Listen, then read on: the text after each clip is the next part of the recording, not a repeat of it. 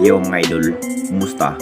Mandrake mga sports, sabi nga pala, ating pag-usapan, Gilas Pilipinas, FIBA, hinatulan ang Chinese Taipei at Justin Brownlee, matinding inamin. Pero bago nga yan, kung bago pa na sa aking channel, huwag mong kalimutan subscribe at i-click ang notification bell para kang updated sa atin dito sa upload natin. So nakatapos lamang po sa laban ng Gilas Pilipinas at Chinese Taipei mga idol.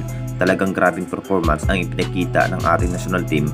Masasabing kahit natalo pa rin ang ating national team sa unang laban kontra Chinese Taipei mga idol.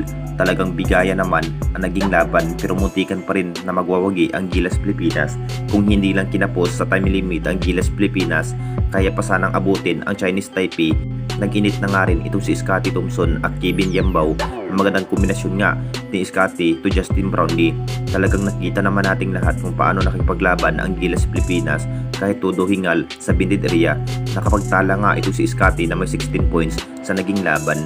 Alam na nating lahat mga idol, marami pa rin ang nagsasabi dinaya ng araw ang Gilas Pilipinas kung bakit natalo sa naging laban.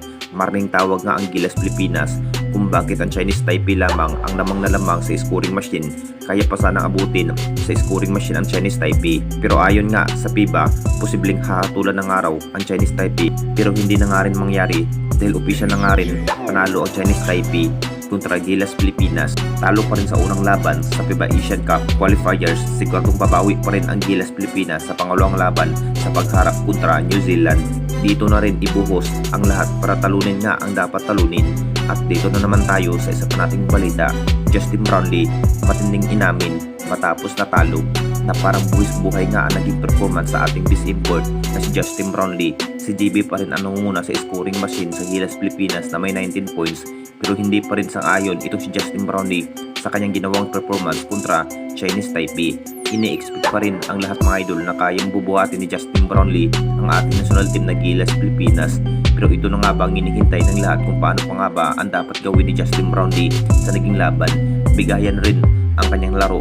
Magandang passing nga to Scottie at Dwight Ramos. Masasabing best import pa rin ang kanyang naging performance. Kahit tatalo nga ang Gilas Pilipinas, pinahihirapan naman ni Justin Brownlee at Chinese Taipei. Talagang kadalasan nga magsasagupa ang Gilas Pilipinas at Chinese Taipei mga idol.